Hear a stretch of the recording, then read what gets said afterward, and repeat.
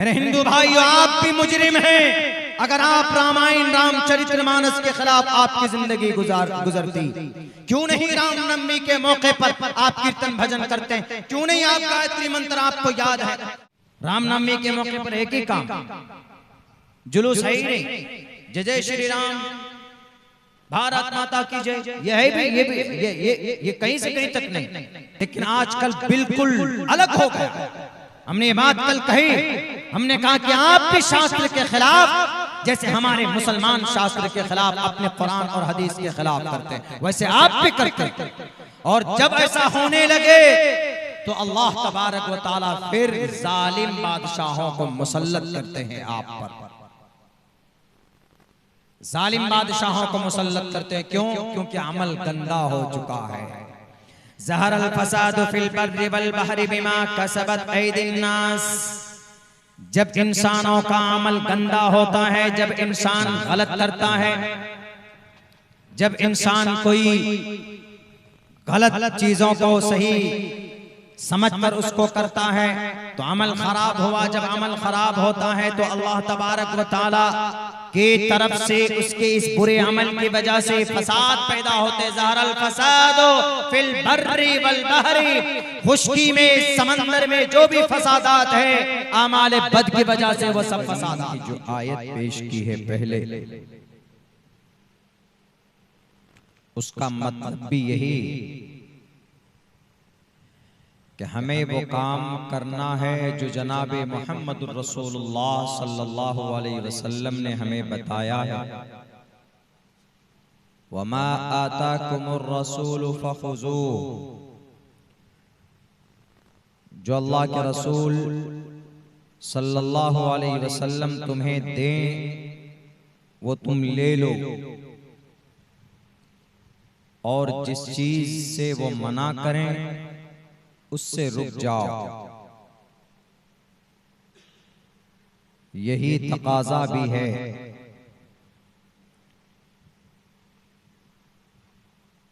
ये मुबारक महीना है, मुहर्रमुल हराम का महीना है। इसमें अल्लाह के नबी अलैहिस्सलाम की जिंदगी में जो चीज करने का है हमें वो ले लेना है, वो करना है। और जिन कामों से, जिन चीजों से अल्लाह के नबी अलैहिस्सलाम ने हमें मना फरमाया है, वमा नहाकुम अन्हु फंतहु, और जिन बातों के करने से आप अलैहिस्सलाम ने मना किया, मना फरमाया है, उनसे रुक जाना है। अगर कोई मुसलमान ऐसा करता है तो वही आशिक़ रसूल कहलाता है, वरना खुराफाती बातों पर अमल करके उसको शरीयत का नाम देकर अपने आप को मुसलमान कहलवाना बेवकूफी। 2:30-3 बजे रात में मैंने देखा कई बस्तियों में 3 बजे रात, 2:30 बजे रात में पूरा शहर और नौजवान तबका खुराफात में लगे हुए हैं, हाथ में डंडा लिए हुए हैं, बड़ी बड़ी तलवार लिए हुए हैं।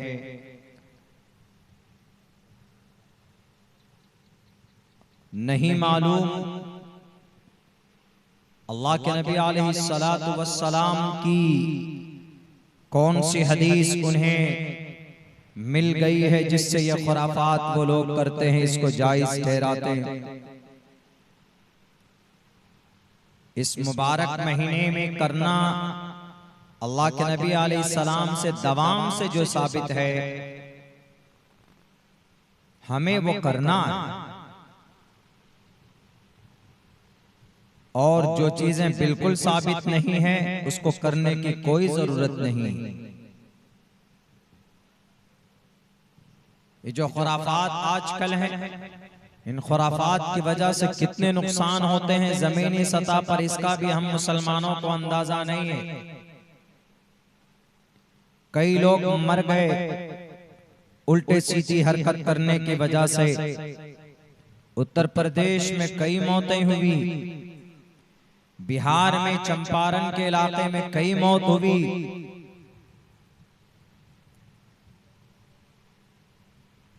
बड़े बड़े वो बनाते हैं बांस और लकड़ी के, और उसका जाकर वायर से लगता है, हाई वोल्टेज तार से जाकर चिपकता है, उसकी वजह से नीचे लोग मर जाते।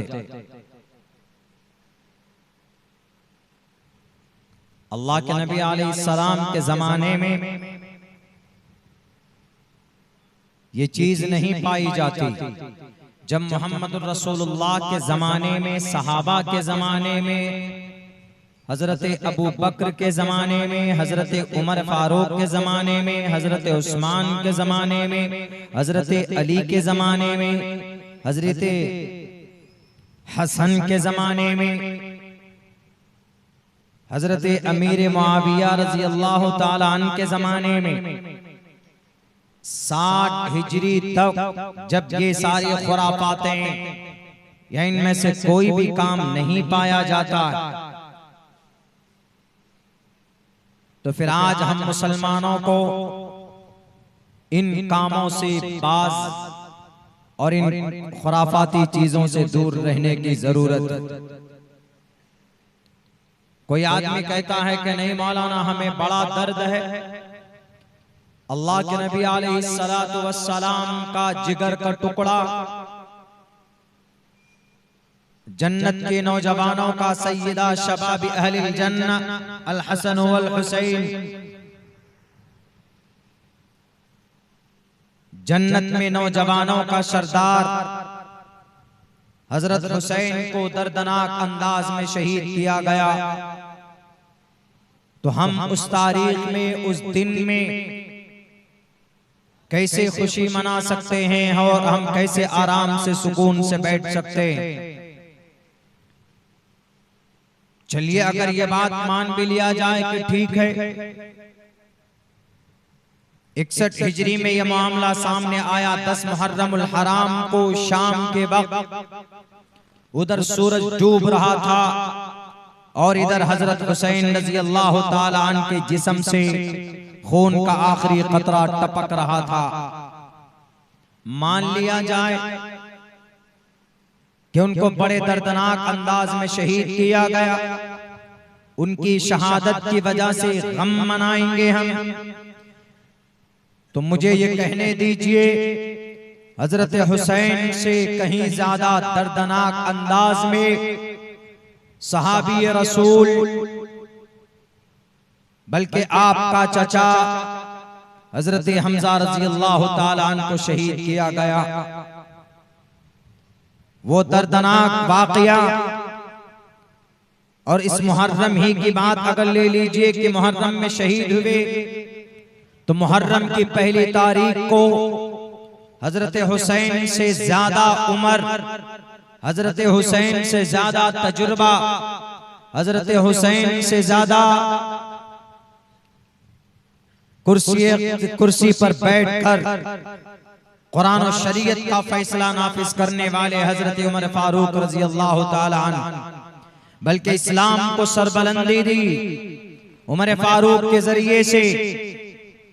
अल्लाह के नबी अलैहिस्सलाम ने दुआ की कि अल्लाह उमर फारूक के जरिए से, उमर इब्न खत्ताब के जरिए से इस्लाम को बुलंद फरमा।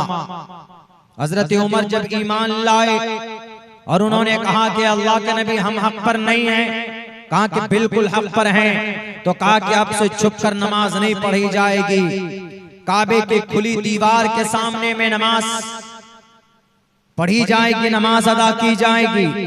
अगर कोई सामने आएगा तो उसके बच्चों को यतीम होना पड़ेगा और उसकी बीवी को बेवा होना पड़ेगा। ये उमर फारूक रजी अल्लाह ताला अन्हु, उनको भी चाकू मारकर मुहर्रम की पहली तारीख को शहीद किया गया। शहादत की वजह से अगर मातम मनाना जायज होता तो मुहर्रम की पहली तारीख को मातम बना सकते थे। शहादत की वजह से अगर मातम मनाना जायज होता तो जंगे उहद के मैदान में अल्लाह के नबी अलैहिस्सलाम के बहुत करीबी आपके चचा हजरत आदम अलैहिस्सलाम से लेकर अल्लाह के नबी के जमाने तक और अल्लाह के नबी के जमाने से लेकर कयामत तक जितने भी लोग शहीद होंगे, जितने भी लोग शहीद होंगे, 1 लाख, 2 लाख, 3 लाख, 5 लाख या 5 करोड़ तक दुनिया में लोग शहीद होंगे, मुसलमान शहीद होंगे। लेकिन जो मकाम, जो मर्तबा हजरत हमजा का है, शहादत की वजह से दुनिया के अंदर कोई माए कलाल नहीं बता सकता। वो हजरत हमजा के अलावा वो मकाम किसी और शहीद को मिल जाए कोई नहीं बता सकता। इसलिए कि जंगे उहद के मैदान में हजरत हमजा के जिस्म को फाड़ा गया था, सीने को फाड़कर अंदर से ऑर्गन्स को निकाला गया था। अंदर से जो हार्ट है, अंदर से जो कलेजा है, अंदर के जितने भी पार्ट्स होते हैं उन सबको निकाल कर हिंदा उनके कलेजे को चबाना चाहती थी। आप अलैहिस्सलातु वस्सलाम के चहीते चचा सैयदुश शुहदा अल हमजा को पीछे से नेजा मारा गया था। नेजा पीछे से मारने वाला शख्स वैशी जो बाद में ईमान लाता है, वो पीछे से नेजा मारता है। हजरत हमजा वहीं पर ढेर हो जाते हैं, गिर जाते हैं। उनके करीब पहुंचकर उनके जिस्म को फाड़ा गया, ऐसे यहाँ सीने से लेकर पेट तक फाड़ कर अलग करके अंदर में जितनी भी चीजें कीमती और ऑर्गन्स होते उन सारी चीजों को निकाल कर बाहर कर दिया गया। उसी पर उनको तसल्ली नहीं हुई, बल्कि जंगे उहद के मैदान और उहद की धरती भी आज इस बात की गवाही देने के लिए तैयार। वहां पर हजरत हमजा के खून का कतरा मौजूद, बल्कि उहद की जमीन की 2 फीट जमीन हजरत हमजा के लहू से आज भी रंगीन है। हजरत हमजा के जिस्म सिर्फ फाड़ा नहीं गया, बल्कि उनकी ये नाक है, ये नाक का हिस्सा काटा गया, उनके कान काटे गए, उनके हाथ के उंगलियों के पोरवे काट लिए गए। हजरत हमजा रजी अल्लाह ताला अन्हु कौन है? वो हमजा जो किसी जमाने में किसी मौके पर अल्लाह के नबी को कहा था, ए अल्लाह के नबी, ए मोहम्मद इब्न अब्दुल्लाह, तुमने अपने बाप को नहीं देखा, तुमने अपनी माँ को देखा, याद नहीं होगा माँ की शक्ल कैसी है तुम्हारी, लेकिन जब तुम्हें तुम्हारे बाप की याद आए तो ये हमजा की शक्ल देख लेना, इसलिए कि अल्लाह ने तुम्हारे अब्बा की शक्ल मेरी शक्ल सेम बनाई थी। और लेकिन ए मोहम्मद इब्न अब्दुल्लाह, लेकिन एक बात याद रखना, अगर जहां तुम्हारा पसीना बहेगा वहां पर ये हमजा अपना खून का आखिरी खतरा बहा देगा, लेकिन तुम्हारा पसीना गिरने नहीं देगा। आज मौका है, आज ये उहद के मैदान में आज मुझे तुम इजाजत दो, मैं तुम्हारी हिफाजत के लिए कुफ्फार मक्का, मुशरिकीन मक्का से मुकाबला करना चाहता। आज सब्र का पैमाना लबरेज हो चुका, आज मैं बैठ नहीं सकता, मैं अपने नजरों के सामने सहाबा को शहीद होते हुए नहीं देख सकता, मुझे तुम इजाजत दो, मुझे तुम परमिशन दो। मेरे भाइयों, हजरत हमजा रजी अल्लाह ताला अन्हु फी अमानिल्लाह कहते हुए निकल जाते हैं मैदान में, और जब आप कुफ्फार के बीच में पहुंचते हैं, पीछे से नेजा मारा जाता है। नेजा लगने के बावजूद भी ऐसी ताकत थी कि 5-6 काफिरों को वासिले जहन्नम किया। नेजा लगने के बावजूद भी बदन में नेजा घुसा हुआ, खून गिर रहा है, लेकिन इस्लाम की सरबलंदी के लिए उनकी तलवार नहीं।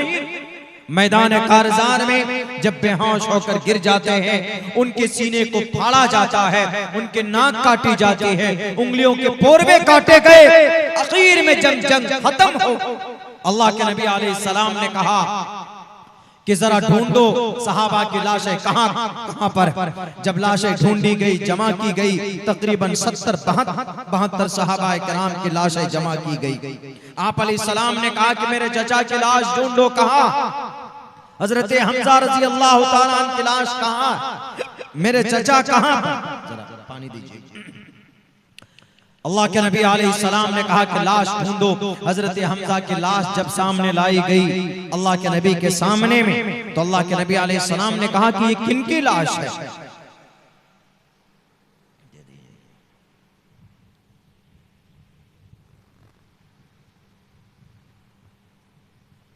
सहाबा ने कहा कि अल्लाह के नबी, ये आपके चचा हजरत हमजा की लाश है। तो उन्होंने कहा, अल्लाह के नबी देखकर आपके रोंगटे खड़े हो।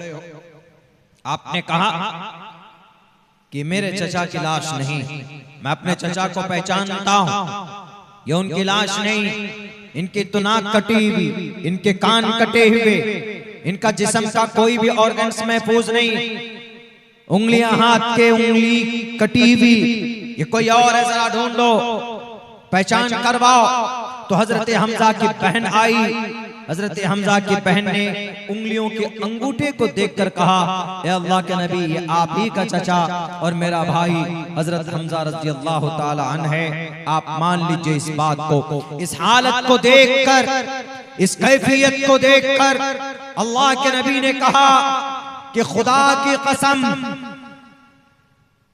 सुन लो दुनिया वालों, आप अलैहिस्सलातु वस्सलाम ने कहा कि एक के बदले 70 को मारूंगा।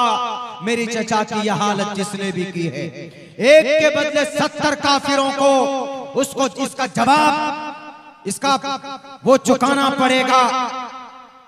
एक के बदले 70 को मारा जाएगा, किसी को नहीं बख्शा जाएगा। अल्लाह के नबी ये आवाज बुलंद कर रहे हैं। आप जज्बात में आ जाते हैं उस वक्त हजरत हमजा की लाश को देखकर।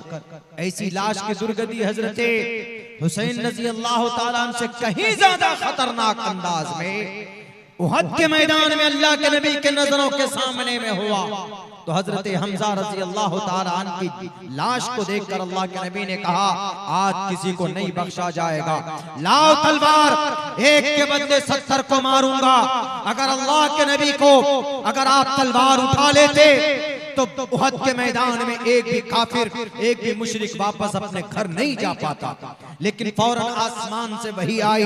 अल्लाह के नबी अलैहि सलाम के गुस्से को ठंडा करने के लिए कहा कि मोहम्मद इब्न अब्दुल्लाह, आप आखिरी नबी हैं, आप आखिरी रसूल हैं, आपको किस बात से इतना दुख पहुंचा?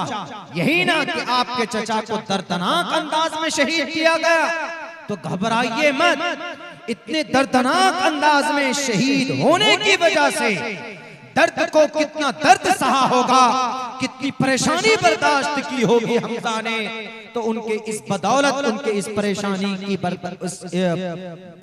की वजह से, सुन लीजिए ऐ मोहम्मद इब्न अब्दुल्लाह, देखिए हजरत आदम अलैहिस्सलाम से लेकर आज तक और अभी से लेकर कयामत तक जितने भी लोग शहीद होंगे, उन तमाम शहीदों का अगर कोई सरदार होगा तो वह आपका चचा हजरत हमजा होगा और उनका आज से नाम होगा सैयदुश शुहदा अल हमजा, तमाम शहीदों का सरदार।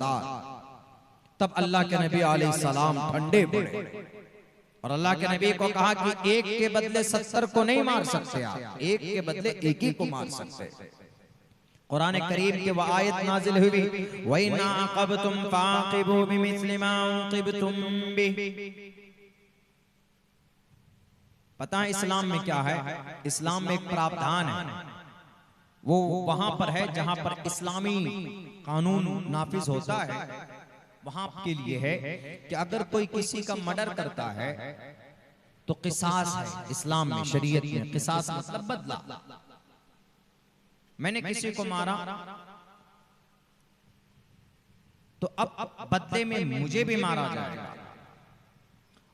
और जर्रा बराबर अगर मैंने किसी को गोली से मारा है, मर्डर किया, कत्ल किया है, तो वो भी मुझे गोली से मारेगा। ऐसा नहीं कि वो तलवार से मारेगा। मैंने उसको तलवार से उसको मारा है, कत्ल किया, मर्डर किया है, तो इस्लाम में है कि तलवार से ही मारा जाएगा सामने वाले को। इसी को किसास बोलते हैं, किसास। इसलिए कुरान करीम में कहा, वइना अक़बतुम फ़ाक़िबू बिमिस्लि मा उक़िबतुम बिहि। आप ऐसे ही मार सकते हैं, बदला ले सकते हैं जैसे उन्होंने मारा है। आप एक के बदले 70 को कैसे मार सकते हैं? मोहम्मद इब्न अब्दुल्लाह, मोहम्मद रसूलुल्लाह नहीं मार सकते। आप एक के बदले 70 को नहीं मार सकते। लेकिन वो कहां के लिए है? जहां पर इस्लामिक शरीयत नाफिज है, अपने भारत में नहीं, या नहीं कर सकते। यहाँ अगर कोई किसी का कत्ल करता है, मर्डर करता है, तो उसके लिए अदालत है, उसके लिए पुलिस है, प्रशासन उसका हिसाब किताब करेगी। यहाँ आप नहीं मार सकते इस्लाम में क़िसास, लेकिन इस्लाम में एक बात और भी इससे जो और ज्यादा बड़ी, वो ये कि अगर माफ कर दिया जाए इस्लाम में, हमने किसी को मारा तो अगर उसके परिवार ने हमको माफ कर दिया तो ये और अच्छा बेहतर अमल है, इस पसंदीदा करार दिया गया, ये ज्यादा बेहतर है, किया जा सकता। इतनी तो इसकी ये गुंजाइश है। लेकिन क्या बोलते हैं लोग, इस्लाम में इसकी कोई अहमियत नहीं। अरे इस्लाम में जान की बड़ी कीमत है। अल्लाह ने कुरान करीम के अंदर कहा है, अगर कोई इस धरती पर किसी एक को मारता है तो गोया पूरी इंसानियत को मारता है। मन क़तल नफ्सन बिग़ैरि नफ्सिन औ फ़सादिन फिल अर्ज़ि फ़कअन्नमा क़तल अन्नास जमीआ। अगर इंसान इस जमीन पर किसी एक इंसान को मारता है या फसाद पैदा करता है धर्म के नाम पर, तो गोया उसने पूरी इंसानियत का मर्डर कर दिया। वमन अहयाहा फ़कअन्नमा अहया अन्नास जमीआ। और अगर कोई एक इंसान की जान बचाता है तो गोया उसने पूरी इंसानियत की जान बचा दी। ये हमारा कुरान कहता है। और अपने तरफ से ये फैसला करने वालों कि अगर कोई गैर मुस्लिम को मारता है इस्लाम में, मारने के बदले में उसको जन्नत मिलती है, जन्नत के अंदर उसको हूरें मिलती है। कुरान करीम में ऐसी न तो कोई आयत है अहादीस मुबारका में, न तो ऐसी कोई हदीस है। ये सब मन गढ़ंत बात है, इस्लाम को बदनाम करने की बात है। अल्लाह के नबी अलैहिस्सलाम की जिंदगी में ये चीज नहीं मिलती। अल्लाह के नबी अलैहिस्सलाम की जिंदगी के अंदर क़िसास का मामला है। आपकी इलाही में शरीयत पर क़िसास की जवाज है, वो भी क़िसास बदले में। लेकिन किसी इंसान को नाम पूछकर मारना, कत्ल करना, इसकी इजाजत नहीं। और इस्लाम को बदनाम करना, हजारों करोड़ों रुपए खर्च करके तुम्हारी जो इंटेलिजेंस बैठे हुए वो क्या कर रहे थे उस दिन, अचार डाल रहे थे। जब बाहर से लोग आए, बंदूक उठाकर लोगों को 2.5 घंटे तक गोली चलाता है और फिर चला जाता है, पकड़ा नहीं जाता। ये पूरी साजिश का हिस्सा है भारत के मुसलमानों को बदनाम करने के लिए, इनको निशाने पर लाने के लिए, मुसलमान हिंदुओं के बीच में इनके मुसलमानों की अदालत को मजरूह करने के लिए ऐसा किया जा रहा कि नहीं। अगर कोई मुसलमान ऐसी गोली चलाएगा तो भारत में हिंदू लोगों के बीच में मुसलमान बदनाम हो जाएगा, इसकी कोई परमिशन नहीं है। एक नापाक साजिश हो सकती। तो मेरे भाइयों बहरकैफ इस्लाम में किसी को मारने की परमिशन नहीं है। बीच में बात आई क़िताल और जिदाल और जंग की, तो इसीलिए मैंने बीच में बातें अर्ज कर दी।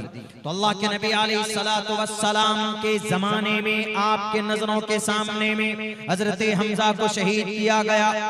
तो आप अलैहिस्सलाम तो होना ये चाहिए था कि जिस तारीख में हजरत हमजा शहीद हुए अगले साल वो तारीख आती तो आप बैठ जाते, मातम मनाते, बाल हिलाते, कुछ नहीं करते। आप क्यों? मेरे चचा का इंतकाल हुआ, मेरे चचा को बड़े दर्दनाक अंदाज में शहीद किया। कोई भी बता दे जंगे उहद के बाद में हजरत हमजा के लाश पर किसी ने मातम मनाई हो, उनके जिस तारीख में वो शहीद हुए उस तारीख के अंदर कोई गम मनाया हो। इस्लाम में गम मनाने की परमिशन सिर्फ 3 दिन है। अगर आपकी किसी करीबी रिश्तेदार की मौत होती है तो आप सिर्फ 3 दिन तक गम मना सकते हैं, शोक मना सकते हैं। उसके बाद हर साल गम मनाना, शोक मनाना, इसकी परमिशन इस्लाम के अंदर नहीं, इसकी इजाजत नहीं। इसीलिए मेरे उन तमाम मुस्लिम भाइयों से, अभी जो नेताजी कह रहे थे कि वहां गांव के अंदर देखते हैं तो अलग है, यहाँ पर अलग निजाम है और दूसरे तीसरे गांव के अंदर अलग निजाम। यकीनन मुसलमानों की इसी अलग अलग रवैये ने बहुत से लोगों को कंफ्यूज कर दिया। देखिए हम मुसलमानों के अमल कुछ ऐसे हैं जो कुरान और सुन्नत से हटकर है। या आजकल जितने भी खुराफात मुहर्रम के महीने में होते हैं, इन खुराफात को किसने जन्म दिया? मुगल बादशाह तैमूर लंग, मुगल बादशाह तैमूर लंग के जमाने से इसकी शुरुआत की गई, बल्कि बढ़ा चढ़ाकर इसको पेश किया गया।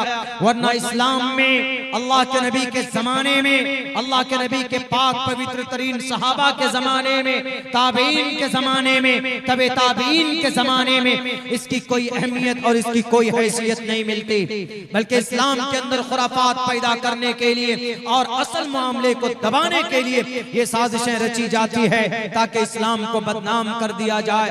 मुसलमानों का अमल कुरान और हदीस से कटकर जो सही अमल है उसको तो दफन कर दो। यही नौजवान जो रातों को हाथ में नंगी तलवार लेकर सड़कों के ऊपर ट्रैफिक रोकते हैं, जरा पूछो क्या आशूरा में क्या करना चाहिए था? बुखारी मुस्लिम के अंदर अल्लाह के नबी की क्या हदीस है? कोई नौजवान नहीं बता सकता है। क्यों? इसलिए कि कभी इनको बताया नहीं गया कि मुहर्रम की 10 तारीख को रोजा रखना चाहिए, इसलिए कि अल्लाह के नबी ने मुहर्रम की 10 तारीख को रोजा रखा। आज इन नौजवानों को नहीं मालूम, शराब पीते हैं और जनाब गाना लगाकर डीजे चलाते हैं। अरे गाने की परमिशन कुरान में है, जब गाने की परमिशन कुरान में नहीं है तो मुहर्रम की 10 तारीख की वजह से डीजे लगाकर गाना चलाने की इजाजत कैसे दी जा सकती? अल्लाह का कुरान कहता है व मिनन नास मन यश्तरी लहवल हदीस लियुज़िल्ल अन सबीलिल्लाह। गाना सुनना, सुनाना, गाना बजाना, गाना रिकॉर्ड करवाना ये शरीयत के खिलाफ है। ये तो मुशरिकीन मक्का के ये अमाल थे, ये अमल था। नजर बिन हारिस अल्लाह के नबी कुरान करीम सुनाते थे, एक तरफ से वो जालिम जाकर ईरान और अफ्रीका से जाकर फारस से जाकर गाना खरीद कर लाता, औरतों को खरीद करके लाता था। अल्लाह के नबी कुरान सुनाते, सहाबा कुरान सुनते और कुफार मक्का मुशरिकीन मक्का जब कुरान करीम की वो सुरीली आवाज उनके कानों में पहुंचती उनकी जिंदगी बदल जाती थी। लेकिन ये कमबख्त, ये मुशरिक, ये जालिम, ये काफिर ये कहता था कि अरे मोहम्मद जो तुमको कुरान सुना रहे हैं उसके अंदर मजा नहीं आ रहा, आओ तुमको मजा चाहिए, लो ये गाना सुनो।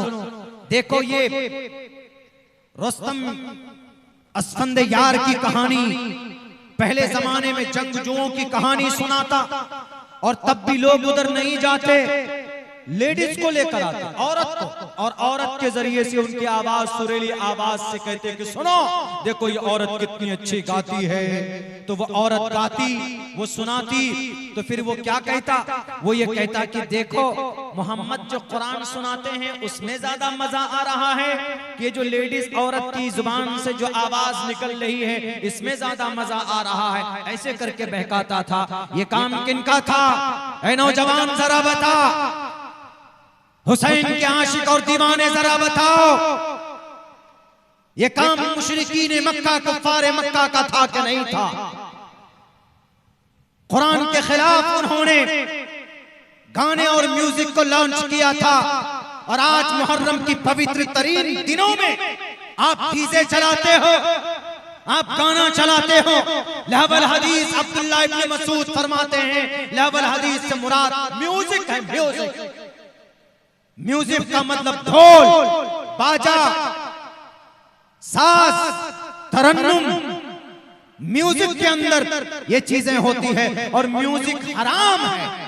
गाने के बोल हराम नहीं होते बल्कि म्यूजिक की वजह से गाने के अल्फाज भी हराम हो जाते हैं। अगर गाने के अल्फाज ठीक हो तो वो गाना सिर्फ अल्फाज उसके सुनेंगे, उसकी निस्बत कहीं और कर दीजिएगा तो गुनाह नहीं है, लेकिन इस गाने के साथ जब वो ढोल धमाके चिपक जाएं तो उसकी वजह से ये चीजें हराम हो जाती। और आज इस मुबारक रात में और मुबारक दिन में, अरे रमजान के 30 रोजा फर्ज होने से पहले आशूरा का रोजा फर्ज था 10 तारीख 10 मुहर्रम का। अल्लाह के नबी के ऊपर जब 30 रोजे फर्ज हुए तो अब अल्लाह के नबी अलैहिस्सलाम ने कहा कि अब 30 रोजे फर्ज हो गए, ये 30 रोजे रखना फर्ज है। अब जो आशूरा का 10 तारीख का रोजा था वो फर्ज नहीं है, वो सुन्नत है, लेकिन आप अलैहिस्सलाम ने दवाम के साथ उस रोजे को रखा है जनाब मोहम्मद रसूलुल्लाह सल्लल्लाहु अलैहि वसल्लम।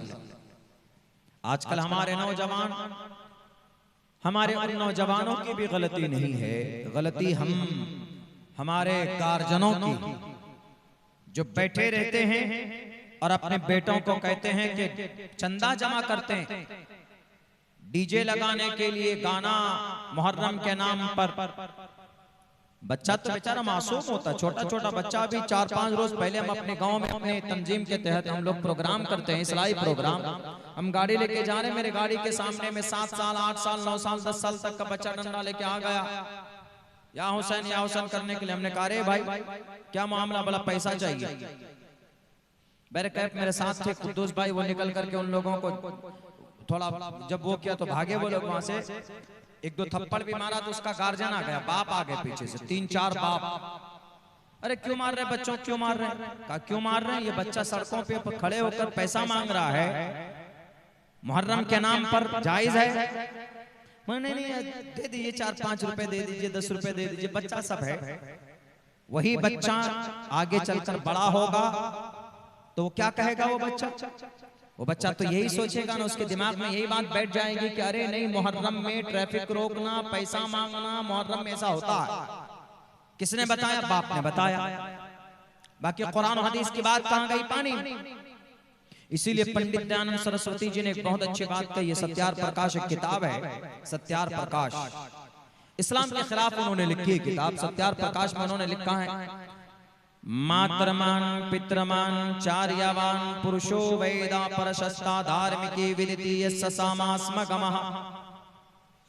पंडित दयानंद सरस्वती जी, बहुत लंबा वक्त नहीं गुजरा अभी आजादी के मौके पर, जब हमारे फ्रीडम फाइटर स्वतंत्र सेनानी हमारे मुअज़्ज़ज़ उलमाए किराम मुकाबला कर रहे थे कुफ्फार की, अंग्रेजों को भगाने के लिए, तो ये इस देश के अंदर फूट डालने की कोशिश कर रहे थे। कौन? पंडित दयानंद सरस्वती जी। इन्होंने आर्य समाज इसकी स्थापना की। आर्य समाज, बड़ी तादाद में आर्य समाज पाए जाते हैं, कहाँ मध्य प्रदेश के इलाके में अक्सर वो पाए जाते। तो उन्होंने एक किताब लिखी, किन के खिलाफ? अल्लाह के नबी के हदीस के खिलाफ, अल्लाह के नबी की सुन्नत के खिलाफ, कुरान के खिलाफ। लेकिन वो खिलाफ में किताब लिखी, बहुत सारी बातें उन्होंने ऐसी लिख दी जो हदीस में है। हदीस की मुखालफत उतरने चले, मुखालफत करने चले, लेकिन हदीस की बहुत सारी बातें लिख दी। उन्होंने लिखा क्या? मातृमान पितृमान चार्यवान पुरुषो वेदः परशस्ता धार्मिकी विदिति यस्समास्मगमः। उन्होंने लिखा कि गार्जियन जो होता है, जो बच्चा होता है, बच्चा, उस बच्चे को सही बनाना या उस बच्चे को बिगाड़ना, ये जिम्मेदारी पहले नंबर पर माँ और बाप की होती है। उन्होंने कहा मातृमान, पहले नंबर पर माँ की जिम्मेदारी बनती है कि अपने बच्चों को सही बात बताएं। माँ अगर बच्चों को किस्सा कहानी सुनाए, माँ अगर अपने बच्चों को बच्चों के सामने में कीर्तन भजन करे, माँ अगर अपने बच्चों के सामने में कुरान करीम की तिलावत करे, तो बच्चा आगे चलकर कुरान करीम पढ़ना सीखेगा, बोलना सीखेगा। माँ जो काम बच्चा अपने माँ बाप को देखकर, जो माँ बाप करते हैं उसको देखकर ज्यादा सीखता है। बच्चा देखकर बच्चा ज्यादा सीखता है। उसके बाद बच्चों को अगर आप कुछ कहेंगे तो उससे कम बच्चा एक्सेप्ट करता, लेकिन बच्चा जो देखा है नजरों के सामने में, अगर आपको अपने बच्चे को कुछ सिखाना है तो आप पहले करके उसको बताइए कि बेटा तुम ऐसे करो, बेटा तुम ऐसे मुंह धो, बेटा तुम ऐसे हाथ धो, बेटा तुम दाएं हाथ से खाना खाओगे, दाएं हाथ से खाना खाना सुन्नत है। आप 3-4 दिन कीजिए बच्चे के सामने में, उसके बाद फिर पूछे तो बच्चा आपको करके दिखाएगा। मातृमान, माँ की जिम्मेदारी। हमारी जितनी भी माएं बहनें बैठी, इस्लाह के ताल्लुक से आपके लिए बड़ी जरूरी और कीमती बातें पंडित दयानंद सरस्वती जी ने कही। ये पंडित दयानंद सरस्वती जी की किताब जरूर है, लेकिन इन्होंने तस्दीक की है अल्लाह के नबी अलैहिस्सलातु वस्सलाम, अगरचे भूल से हो गई, लेकिन अल्लाह के नबी का फरमान है कि जिम्मेदार कौन? माँ और बाप है। माँ और बाप जिम्मेदार होते हैं औलाद को बिगाड़ने में, औलाद को सुधारने में। मातृमान, माँ की जिम्मेदारी पहले नंबर पर। दूसरे नंबर पर बाप की जिम्मेदारी है। मातृमान, पितृमान, पितृ पिता, इसी से पिता है पितृ, पितृमान। माँ और बाप इन दोनों की सही तरबियत हो जाए अपनी औलाद पर, तो वो बच्चा शराबी नहीं होगा, वो बच्चा बालिग होने से पहले नमाज का आदी होगा, वो बच्चा वक्त से पहले वो चीजें सीख सकता है जिसकी सीखने के भी उसकी उम्र नहीं हुई। वो बच्चा सूरह फातिहा याद कर सकता। अगर माँ कुरान करीम की तिलावत करती है तो बच्चा भी कुरान करीम की तिलावत सीख जाएगा। 15 महीने का बेटा मैं घर में नमाज पढ़ता हूं तो मेरे साथ आकर सजदा करता, और फिर मैं नमाज कंप्लीट करने के बाद कभी उसको बोलता हूं जरा सजदा करो बेटे, सजदा करो। फौरन जिस पोजीशन में होता वहां से लेकर सर जमीन में टेक देता। उसने बुखारी पढ़ी नहीं, उसने फिक़ह की किताब पढ़ी कि सजदे का मतलब मुकद्दस पेशानी को जमीन पर टिकाना नहीं। उसने देखा मुझे नमाज पढ़ते हुए सजदा करते हुए तो फौरन चला जाता। हालांकि इतने ढंग से भी नहीं करता, 15-16 महीने का बच्चा, कोई भी बच्चा, लेकिन उसको पता है कि नमाज कैसे पढ़ी जाती है। और उसको कहते हैं कि अच्छा नमाज के बाद दुआ करो, तो फौरन सजदे से उठता है, हाथ ऐसे कर लेता है सामने। ये किसकी वजह से? बच्चा बाप को देखा पढ़ते हुए। इसीलिए पंडित दयानंद सरस्वती जी ने अच्छी बात लिखी, मातृमान पितृमान चार्यवान पुरुषो वेदः। पुरुषो वेदः आगे क्या कहा कि अगर आदमी को बड़ा बनाना, बड़ा मतलब 6 फुट का लंबा नहीं, बड़ा मतलब ज्ञानी बनाना। पुरुषो वेदा, पुरुष वेदा बनाना, वैदी मतलब ज्ञानी। उसको ज्ञानी बनाना है तो ऐसी सूरत में किसकी जरूरत पड़ेगी? फिर टीचर की जरूरत पड़ेगी। आप घर में नहीं उसको बड़ा बना सकते, लेकिन अच्छी तरबियत कर सकते। लेकिन अगर उस बच्चे को आपको बड़ा बनाना है, ज्ञानी बनाना है, वो बच्चा कुरान करीम का हाफिज बनेगा। नाजरा तक हमने माँ के पास पढ़ा, मेरी माँ ने नाजरा हमको पढ़ाया, किसी उस्ताद से हमने नहीं सीखा, पढ़ा। हमारी माँ ने हमको नाजरा पढ़ाया कुरान करीम का 20-21 पारे तक। उसके बाद जब हिफ्ज करने का टाइम आया तो उसके बाद किसी दूसरे घर से बाहर करीब के मदरसे में डाल दिया, 15-20 किलोमीटर की दूरी पर वहां हमने हिफ्ज शुरू किया। हिफ्ज से पहले कायदा बगदादी किताब चलती थी, छोटी सी रिसाला, तब वो, उसके बाद फिर और नाजरा पूरे 21-22 पारे तक करने के बाद तब अब्बा ने सोचा कि ये घर में नहीं पढ़ पाएगा, यहाँ से ज्यादा अगर इसको तालीम देनी है तो मदरसे में डालो। मदरसे में गए, पहली बार वहां से भाग गए, लेकिन जब सख्ती हुई तो फिर रहने लगे।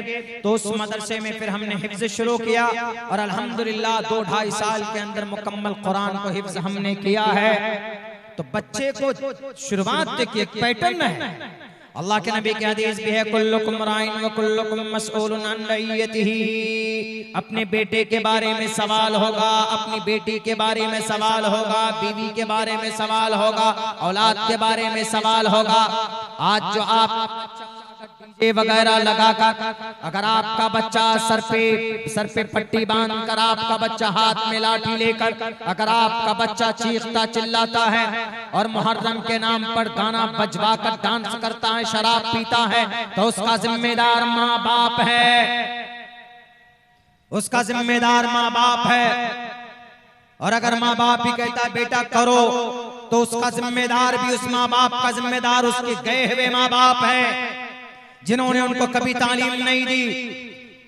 उनको बताना था कि बेटे 10 मुहर्रम को यकीनन हजरत हुसैन की शहादत हुई है और दर्दनाक अंदाज में शहीद किए गए, लेकिन अगर हुसैन से मोहब्बत है तो सुनो, हुसैन रजी अल्लाह ताला अन्हु का एक नाम क्या था? अबुल मसाकीन, मिस्कीनों की मदद करते थे।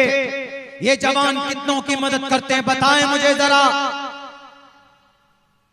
हुसैन रज़ी अल्लाह ताला अन्हु की जिंदगी में कभी नमाज कज़ा नहीं हुई। ये नौजवान 24 घंटे में कितने मर्तबा मस्जिद जाते हैं। आशिक अपने माशूक से मोहब्बत करता है, उसके गली के कुत्ते से भी मोहब्बत होती है, उसको भी सम्मान देता है। तुम कैसे आशिक हो जिससे इश्क करते हो, मोहब्बत करते हो, उसकी मुबारक और पसंदीदा चीज तुम्हारी जिंदगी में नहीं दिखती, तो इसका मतलब ये आशिक नहीं, ये फरौड, ये बेईमानी। उनके नाम पर दुकान चलाते हो, उनके नाम पर चंदा करते हो, उनके नाम पर अपनी रोजी रोटी सेकते हो। खुदा के वास्ते इस्लाम को बदनाम मत करो। जहां तक ये आवाज पहुंच रही, अगर कोई माए का लाल साबित करते कि अब्दुल्ला सालिम साहब इसका सबूत है, मैं खुदा की कसम मंच छोड़ दूंगा। कभी मैं बताऊंगा नहीं कि नहीं मुहर्रम के महीने में ये चीजें खुराफात।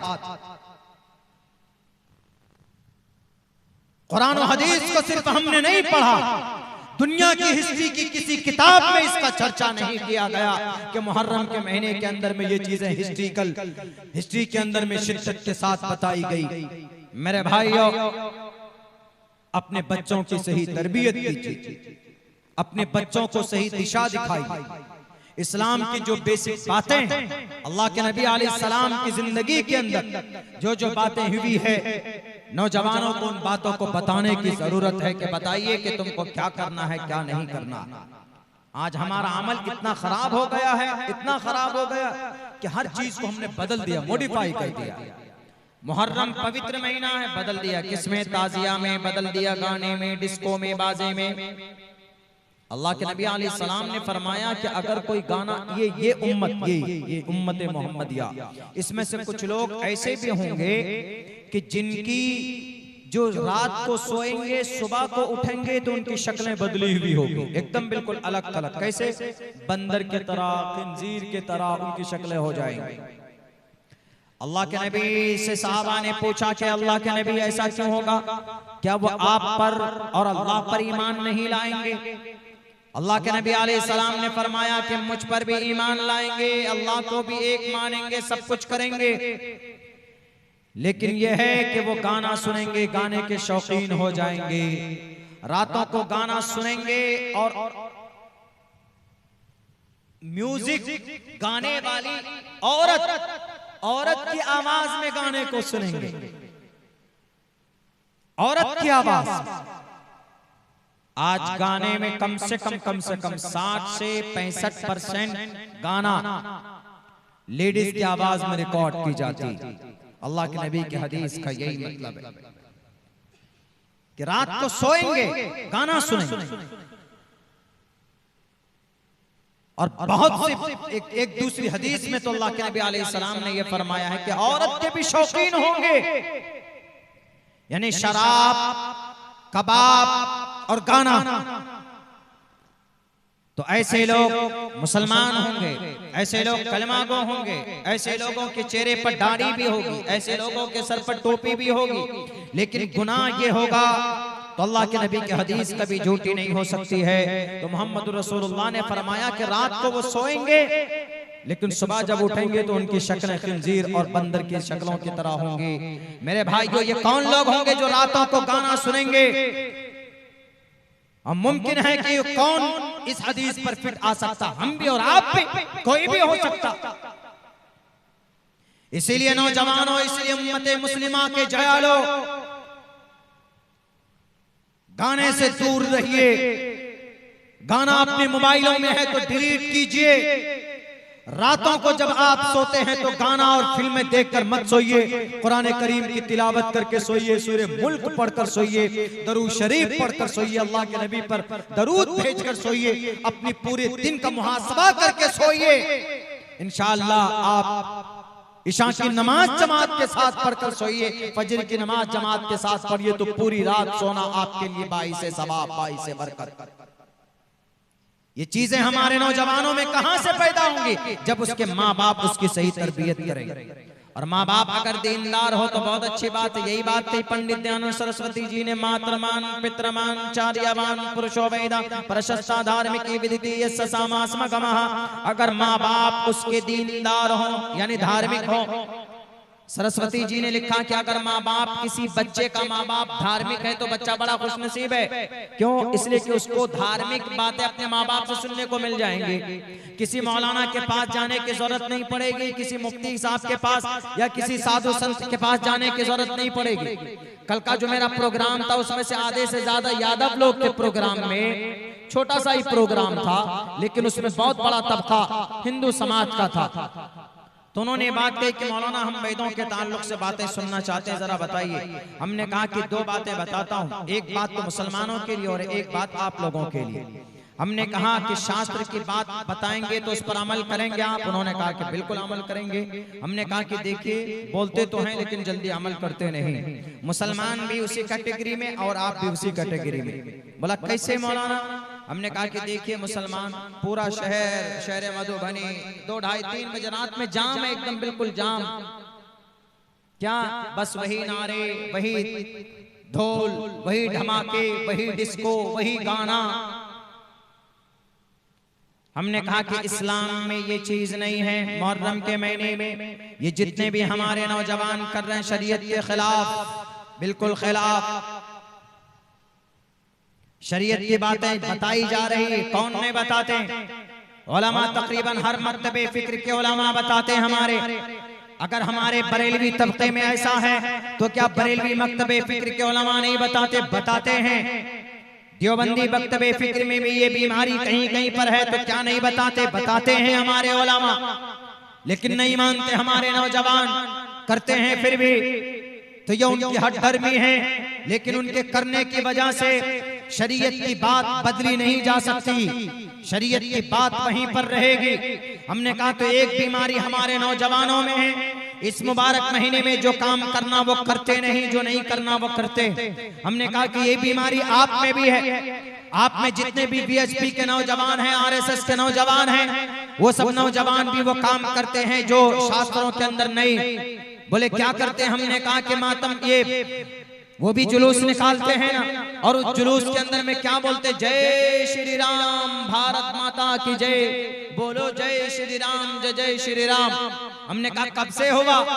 रामनवमी के मौके पर ये नारा लगाते हैं, रामनवमी के मौके पर जुलूस निकालते हैं। हमने कहा कि जैसे मुसलमान रात को 3 बजे जुलूस निकाल रहा है आशूरा मुहर्रम के 10 तारीख को, अगरचे ना बुखारी में है, न तिरमिजी में है, न मुस्लिम में है, न अबू दाऊद में है, न सुनन इब्न माजा में है, न सुनन नसाई में है, न शरीयत की हदीस की साए सित्ता में से किसी भी किताब में नहीं। साए सित्ता के अलावा और भी हदीसों की बड़ी मजबूत किताब है, ऑथेंटिक, उनके अंदर कहीं पर नहीं, कुरान करीम में कहीं नहीं। लेकिन फिर भी ये नौजवान करते हैं तो गुनाह करते हैं, शरीयत के खिलाफ करते हैं।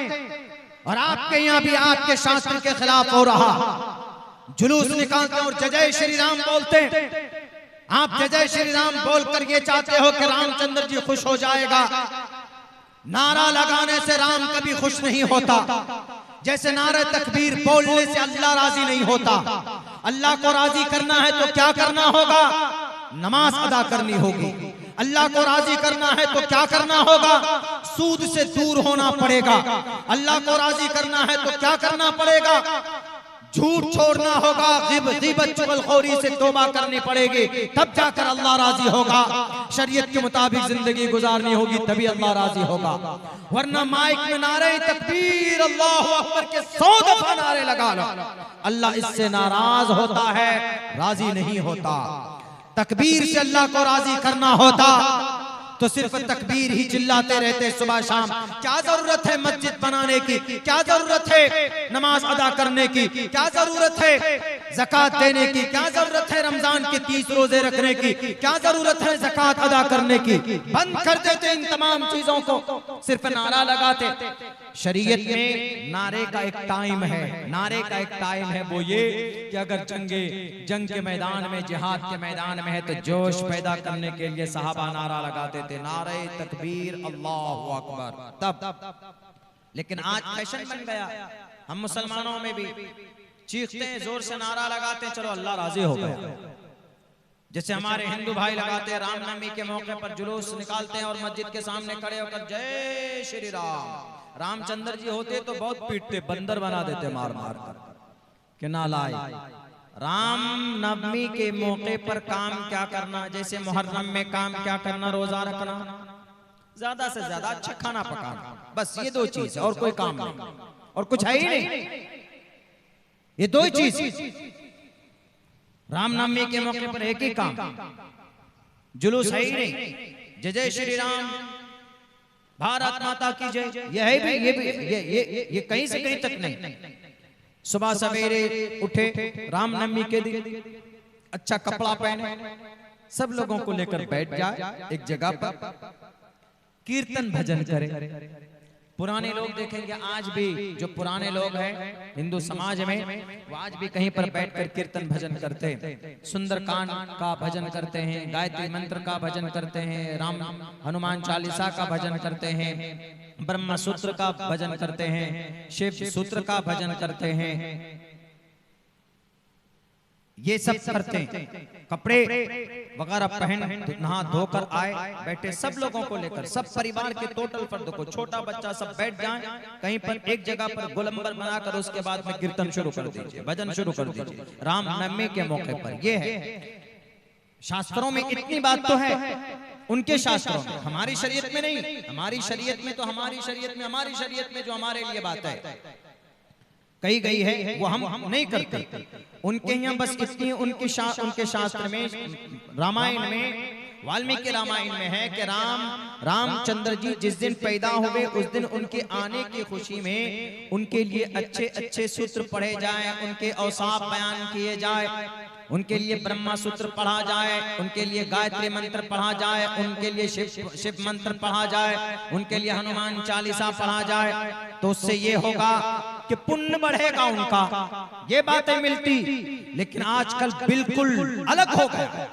हमने ये बात कल कही, हमने कहा कि आप भी शास्त्र के खिलाफ, जैसे हमारे मुसलमान शास्त्र के खिलाफ अपने कुरान और हदीस के खिलाफ करते हैं, वैसे आप भी करते हैं। और जब ऐसा होने लगे तो अल्लाह तबारक व तआला फिर जालिम बादशाहों को मुसल्लत करते हैं आप पर,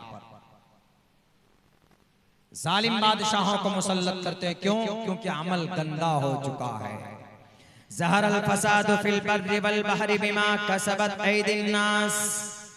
जब इंसानों का अमल गंदा होता है, जब इंसान गलत करता है, जब इंसान कोई गलत चीजों को सही समझकर उसको करता है तो अमल खराब हुआ। जब अमल खराब होता है तो अल्लाह तबारक व तआला की तरफ से उसके इस बुरे अमल की वजह से फसाद पैदा होते। ज़हरल फसादो फिल बर्रि वल बहरि, खुश्की में, समंदर में जो भी फसादात है, आमाल बद की वजह से वो सब फसादात।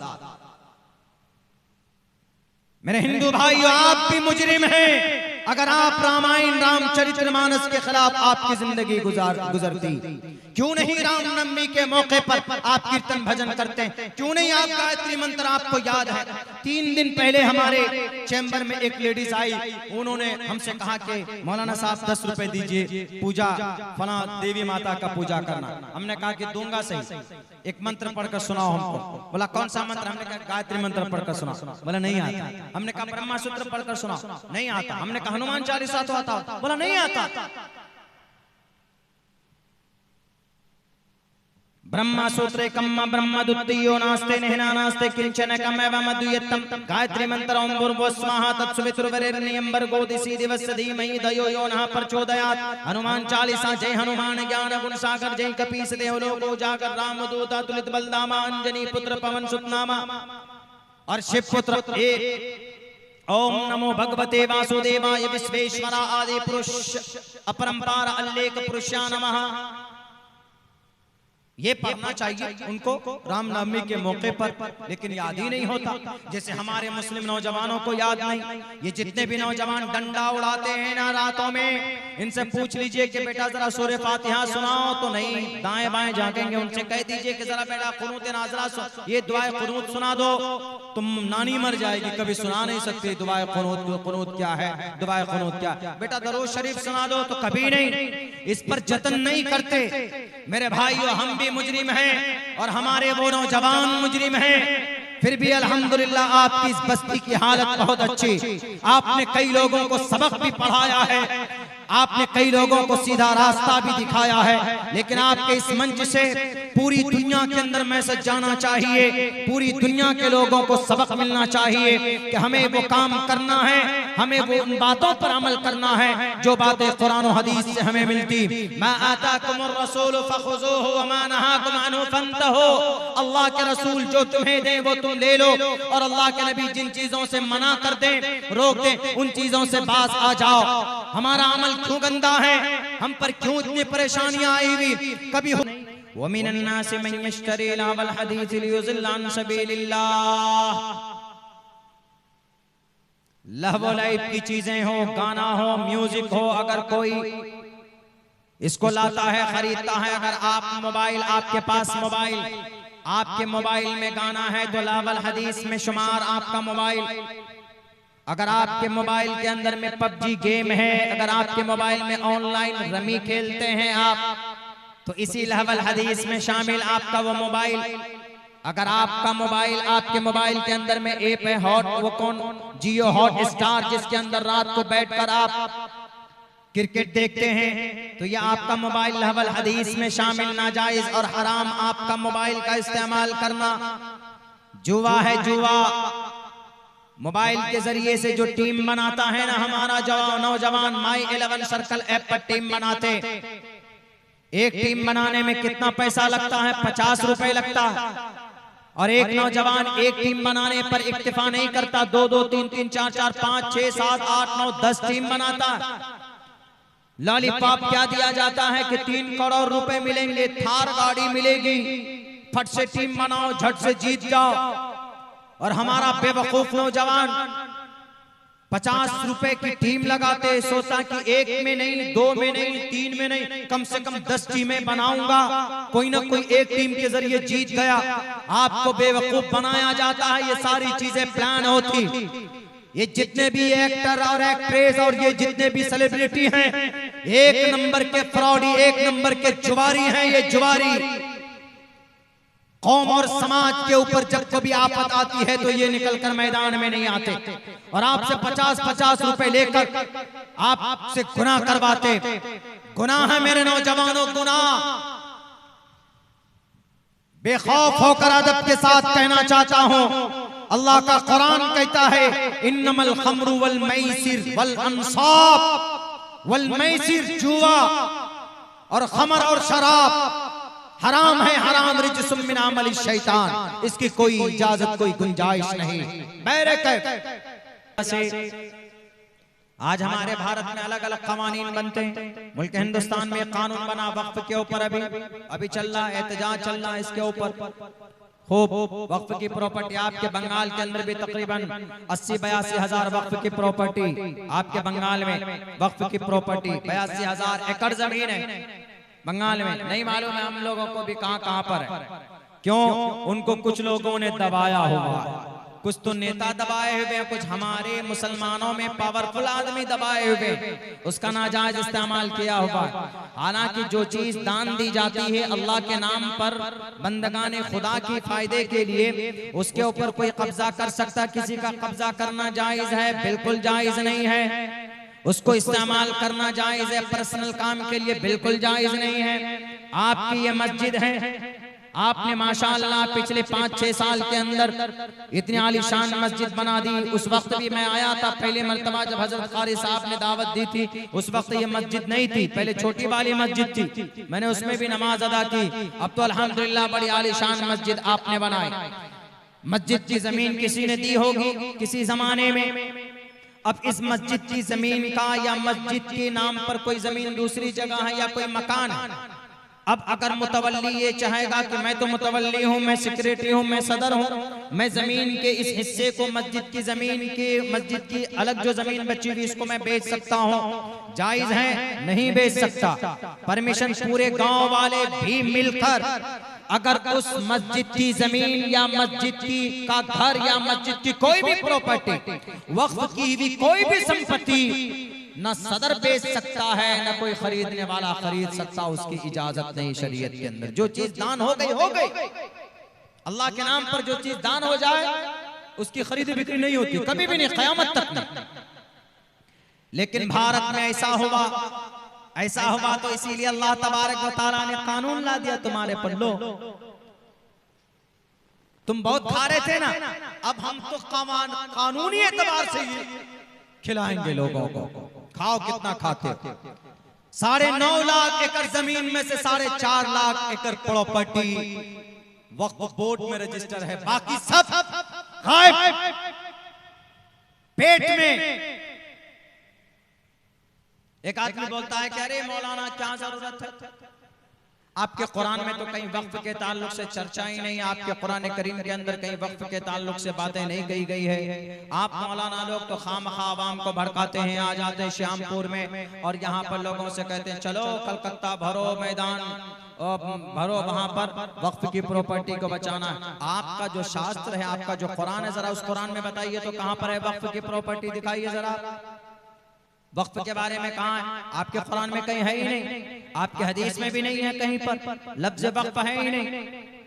ये मीडिया वाले ज्यादा उछालते, लोगों को कंफ्यूज करते, हालांकि उन्हें नहीं मालूम। हमने कहा कि अरे हमारा कुरान तो छोड़ो, अपने ग्रंथ को पढ़ लो, अपने ग्रंथ में, आपके भी ग्रंथ में। हमने कहा हमारे कुरान में देखिए, पढ़िए, लन तनालुल बिर्रा हत्ता तुनफिकू मिम्मा तुहिब्बून मा तुनफिकू मिन शैइन फइन्नल्लाह बिही अलीम। लन तनालुल बिर्रा हत्ता तुनफिकू मिम्मा तुहिब्बून। आप अगर अपनी पसंदीदा चीज को जब तक अल्लाह के रास्ते में खर्च नहीं करेंगे, तुनफिकू, यही वक्फ है, यही दान है। ज़ालिकल किताबु ला रैब फ़ीहि हुदल लिल मुत्तक़ीन अल्लज़ीना युमिनूना बिल गैबि व युक़ीमूना अस्सलाता व मिम्मा रज़क़नाहुम युनफ़िक़ून। हमने जो उनको पैसे दिए, जो रोजी दी, जो माल दिए, जो दौलत दी, हमने उनमें से वो खर्च करते हैं। मुत्तकी उन्हीं को कहते हैं। ये जो खर्च करना है इसी को दान बोलते हैं, और इसी दान को उर्दू में वक्फ बोलते हैं। इसी दान को संस्कृत में दानम बोलते हैं। दातव्यमिति यद्यानम दीयते नुक्कारिणे देशे काले च पात्रे च तद्दानम सात्विकम स्मृतम। बाबरी मस्जिद की जगह पर राम मंदिर बनाया गया, 11 अरब रुपए जमा हुए। 11 अरब वो जो रुपए जमा हुए हिंदू भाइयों ने दिए, तो उसको क्या बोलेंगे? श्रीमद् भगवद गीता अध्याय 17 मंत्र नंबर 20 है। दातव्यमिति यद्यानम दीयते नुक्कारिणे देशे काले च पात्रे च तद्दानम सात्विकम स्मृतम। अगर मोहल्ले में, समाज में कोई जरूरतमंद है, उसकी जरूरत पूरी करना दान है। अगर समाज में, गांव में कोई अगर गरीब है, उसके सर पर छत नहीं है, तो छत का इंतजाम करना दान है। अगर कोई किसी की जरूरत के मुताबिक उसको पैसा देता है, तो उसका पैसा देना दान है। अगर कोई मदरसे के नाम पर, पाठशाले के नाम पर जमीन अलाट कर देता है, तो दान है। और ये दान बड़ा पुण्य का काम है। ये कौन कह रहा है? ये गीता कह रही है। गीता, मीडिया वाले, तुम कभी भी इस्लाम को बदनाम नहीं कर सकते, तुम कभी भी कुरान पर तुहमत नहीं लगा सकते, तुम कभी भी अल्लाह के नबी के हदीस को झूठ कहकर नहीं पेश कर सकते। जब तक अब्दुल्ला सालिम जैसा तालिब इल्म रहेगा, वहाँ कुरान के साथ साथ इंशाअल्लाह तुम्हारे ग्रंथों से भी ये बात साबित करके दिखाऊंगा। जिन चीजों को तुम कहते हो कि कुरान में नहीं है, ये मौलाना लोग तो अपनी दुकान चलाने के लिए, ये मौलाना लोग लोगों के बीच में अपना मकाम मर्तबा बुलंद रखने के लिए लोगों के बीच में तकरीरें करते हैं, सिर्फ ताकि लोग इनको मौलाना समझें। मौलाना वो होता है जो अपनी तरफ से कुरान हदीस की बात करे, वो मौलाना नहीं, बल्कि मौलाना आलिम दीन वही होता है जो बात कुरान हदीस में है वो बातें बताए, वही आलिम दीन है। मौलाना की जिम्मेदारी है कुरान हदीस में अल्लाह ने जो बातें पेश की है, जो मसले पेश किए हैं, उन मसलों को आवाम के सामने रखना, उन बातों को बयान ही उसी अंदाज में रखना। अल्लाह के नबी की सुन्नत और उनकी हदीस, उनके अक़वाल और उनके अफ़आल को सेम उसी पैटर्न में, उसी नहज में, उसी सांचे में लोगों के सामने पेश करना, ये उलमा की जिम्मेदारी होती है। इसीलिए ये 9 साल तक मदरसे में पानी जैसी पतली दाल खा पी कर ये ऐसी तालीम नहीं हासिल करते, तब जाकर एक आलिम दीन बनते हैं। इतना आसान नहीं। तुम्हारे तरफ बेईमान नहीं है कि 2-3 साल तक जनाब किसी यूनिवर्सिटी के अंदर डिग्री ली और हाथ में माइक लिया और अपने डुप्लीकेट खुदाओं के चप्पल और उनके तलवे चाटने लगे और फिर कुरान पर इल्जाम लगाते हो, शरीयत पर इल्जाम लगाते हो। कुरान और हदीस की वो बातें जो पेश की गई हैं वो कयामत तक रहेगी। उसके अंदर कोई आलिम दीन तब्दीली नहीं कर सकता है, कोई भी आलिम दीन अपनी तरफ से कोई बात पेश नहीं कर सकता। लेकिन मेरे भाइयों, अफसोस का मकाम तो ये है ना कि इतना अच्छा निजाम और सिस्टम गवर्नमेंट आ जाती है किस पे? उंगली करने के लिए। कह रहे नहीं, वक्फ के ऊपर जो कानून बना है ये कानून बनना चाहिए, इसलिए कि इसके अंदर बड़ी गड़बड़ी थी। यकीनन गड़बड़ी थी, हमारे लोगों ने हमारी वो जमीनें बेची जो अगरचे शरीय एतबार से नहीं बेच सकते, गड़बड़ी थी, लेकिन उसकी इस्लाह की जाए, उसको और लूटने के लिए कानून न बनाया जाए। और हमने बताया कि इसकी दलील, वक्फ की दलील कुरान में भी है, वक्फ की दलील हमारे हिंदू भाइयों के ग्रंथों में भी है। और आप राजा हैं, राजा की क्या जिम्मेदारी होती है? जो राजा होता है उसकी बड़ी जिम्मेदारी भी होती है, जो कौम और समाज का लीडर होता है उसकी एक बड़ी जिम्मेदारी भी होती है। उसके ताल्लुक से एक दो तीन मंत्र मैंने पढ़ा था। राजा तो धर्मस्य तो स्यात परजानाम चोपकारक राज्यम धर्मेण यो भारतास राज्यानाति यज्ञ स्मृता जानरपति प्रजा दुखदाता सो नर तुरत नरक हो जाता। जो आदमी राजा होता है, जिम्मेदार होता है, चाहे माँ हो चाहे बाप हो, वो भी एक जिम्मेदार है। अगर समाज का कोई मुखिया है, अगर कोई समाज का कोई प्रधान है, कोई एमएलए है, कोई एमपी है, उसकी भी जिम्मेदारी होती। क्या जिम्मेदारी होती? राज्यम धर्मेण यो भारतास राज्यानाति यज्ञ स्मृता। जो जिम्मेदार व्यक्ति होता है उसकी जिम्मेदारी ये होती है कि अगर वो आवाम के लिए कोई ऐसा कानून बनाए जिससे लोगों को नुकसान नहीं पहुंचना चाहिए, तो हकीकी राजा वही कहलाता है।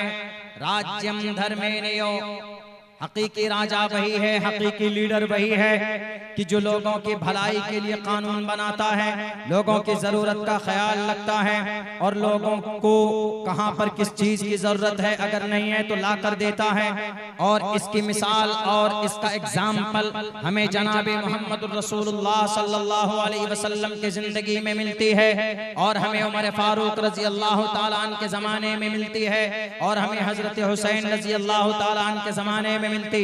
हजरत हुसैन रजी अल्लाह ताला अन्हु अगरचे वो अमीर नहीं बने, वो खलीफा नहीं बने, आप अलैहिस्सलातु वस्सलाम, आप जनाबे मोहम्मद रसूलुल्लाह के चहीते, आपके नवासे हजरत हुसैन रजी अल्लाह ताला अन्हु अपने घर में रहते। जब उनको पता चलते कि फला समाज में, गांव के अंदर में एक घर है, उसके पास अनाज नहीं है, उसके पास आटा नहीं है, तो पता है क्या करते?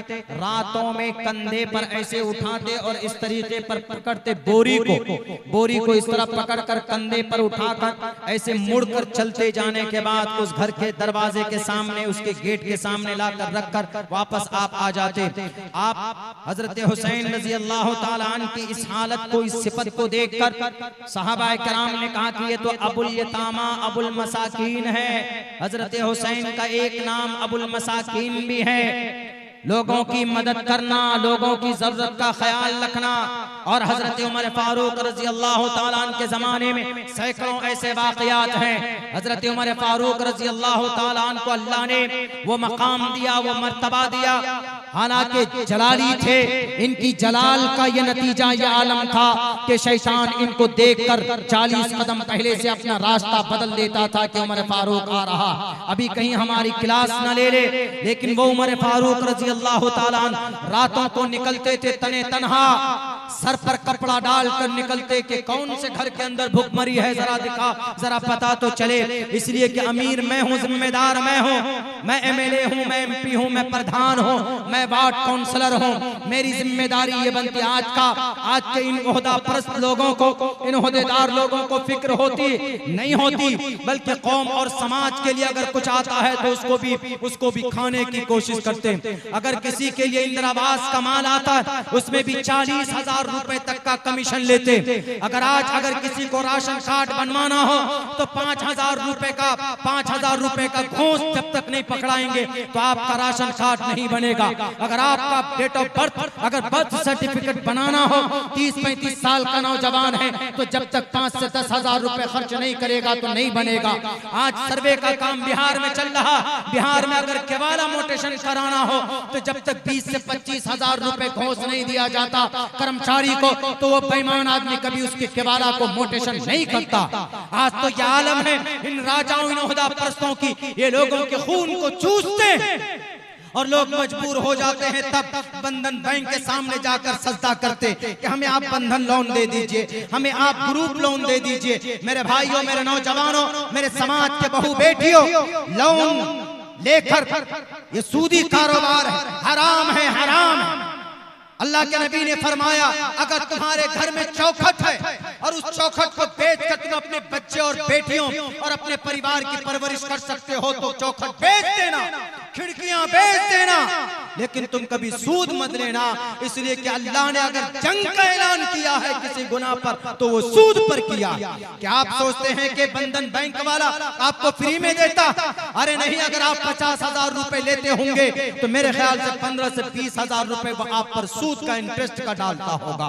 और जहां पर सूद लेना हराम, सूद देना हराम, सूद लिखना हराम, सूद पर गवाह बनना हराम है। इसका अदना सा दर्जा यह है अगर आदमी अपनी मां से जिना कर ले तो कम बड़ा गुनाह है, लेकिन आदमी सूद खा ले तो ये ज्यादा बड़ा गुनाह। उसके 70 दर्जात हैं, उनमें से जो अदना दर्जा है वो ये कि आदमी मां से जिना कर ले तो ये कम बड़ा पाप है, लेकिन अगर सूद खाता है तो ये ज्यादा बड़ा पाप है। किनकी वजह से इस उम्मत को इस दहलीज पर पहुंचाया? हमारे बड़े, हमारे जितने भी कौम और समाज के इख्तिदार पर सियासत में लोग बैठे हुए ये भूल चुके हैं आवाम को। राज्यम धर्मेणयो भारतास्य राज्यानाथ यज्ञ स्मृतः। लीडरों को चाहिए कि ऐसा काम करे कि जिससे लोगों को आसानी हो। ये बात कही गई, अगरचे प्रश्न, अगरचे ये मनुस्मृति का मंत्र है, लेकिन बात बहुत अच्छी कही गई है, बात सबक आमोज है।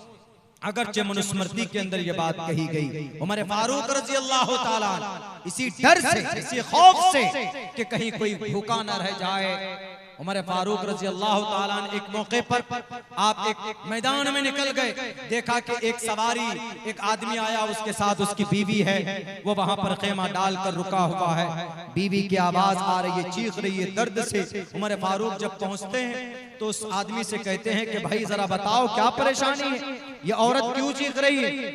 उसने कहा ये तो बाद में बताऊंगा, पहले कल क़यामत में गिरबान पकड़ूंगा अमीरुल मोमिनीन का, उसकी प्रजा, उसका आवाम यहाँ परेशान है, लेकिन उस आराम की नींद सो रहा होगा अमीरुल मोमिनीन। उमर फारूक वहीं पर पहचानता नहीं था। उमर फारूक ने कहा कि बेट बता दो, अच्छा परेशानी क्या है? कहा कि मेरी बीवी दर्द ज़ह में मुब्तला है, पैदाइश का वक्त आ गया है, लेकिन कोई निजाम नहीं, कुछ भी नहीं, बयाबान जंगल में अपनी बीवी की, बच्चे की पैदाइश कहां से करवा? उन्होंने कहा कि अच्छा रुको मैं जरा जाता हूं। फौरन कांपते हुए पैरों से घर लौटे। कौन? उमर फारूक, जिनको देखकर शैतान अपना रास्ता बदल देता था। उमर फारूक जिनके अक़वाल की तस्दीक के लिए अल्लाह ने आसमान से जमीन पर कलाम उतारे, कुरान करीम उतरा। वो उमर फारूक जो जमीन पर सोचते हैं तो अल्लाह आसमान पर उनकी सोचने को, उनके मशवरे को पसंद फरमाता। वो उमर फारूक जिनकी वजह से अल्लाह तबारक व तआला ने इस्लाम को सरबलंदी दी शुरुआत के अंदर। मेरे भाइयों, उस वक्त में उमर फारूक घर पे जाते हैं और वहां पर जो कुछ भी होता है, खजूर होता है, घी और जौ लेकर फौरन अपनी बीवी को लेकर पहुंचते हैं और अपनी अहलिया से कहते हैं कि जाओ जरा खेमे में उनकी मदद करो, मैं जरा यहाँ पर इनके लिए खाना बनाता हूँ। तो हजरत उमर फारूक रजी अल्लाह ताला गड्ढा खोद कर वहां पर आग जलाते हैं और फिर वहां कुछ पकाने की कोशिश करते हैं। अमीरुल मोमिनीन 22 लाख मुरब्बा मील का पीएम प्राइम मिनिस्टर साहब वो फूंक मार कर आग जलाने की कोशिश करते हैं। ये सबक है आज इन मनगढ़ंत, आज इन करप्ट नेताओं के लिए जो कुर्सी पर बैठकर झूठ बोल बोल कर आवाम को बेवकूफ बनाते हैं। उमर फारूक रजी अल्लाह ताला ने उमर फारूक रजी अल्लाह ताला पूरी कोशिश कर रहे हैं किसी तरीके पर इनकी मैं मदद कर सकूं। इतनी ही देर में थोड़ी सी देर में अंदर से आवाज आती है। उमर फारूक रजी अल्लाह ताला की अहलिया कहती है कि या अमीरुल मोमिनीन, आप अपने साथी को खुशखबरी सुना दीजिए कि अल्लाह ने उनको लड़का अता किया है, तब जाकर उस आदमी को पता चलता है यही अमीरुल मोमिनीन है। उस आदमी की पैरों तले से जमीन खिसक जाती है कि आज तो मेरा कोई, आज शायद पता नहीं क्या होगा, आज मैं जिंदा बचूंगा कि नहीं बचूंगा। उमर फारूक रजी अल्लाह तआला अन्हु उसकी गर्दन पर हाथ रखकर कहते हैं कि बेटे भाई साहब आप घबराइए मत, आपने मुझे हलाक होने से बचा लिया, आपने उमर फारूक को हलाक होने से बचा लिया। ओहदे का सही इस्तेमाल कैसे होता है? इस्लाम के प्लेटफॉर्म से ज्यादा हमारे मुस्लिम, हमारे जितने भी मुसलमान कायद थे, रहनुमा थे, रहबर थे, इनसे ज्यादा बेहतर कोई इस दुनिया को नहीं बता सकता। मेरे भाइयों, उसका सही इस्तेमाल होना चाहिए, आज उसका मिसयूज हो रहा। अल्लाह ने हमारे लोगों को बड़े मौके अता फरमाए हैं, लेकिन हमारे लोग उसका मिसयूज करते हैं, जिसकी वजह से अल्लाह तबारक व तआला ने उन तमाम लोगों की गलती की वजह से, उनकी बदअमली की वजह से और हम मुसलमानों की शरीयत से दूरी की वजह से आज इतनी परेशानियों में हम घिर गए हैं। एक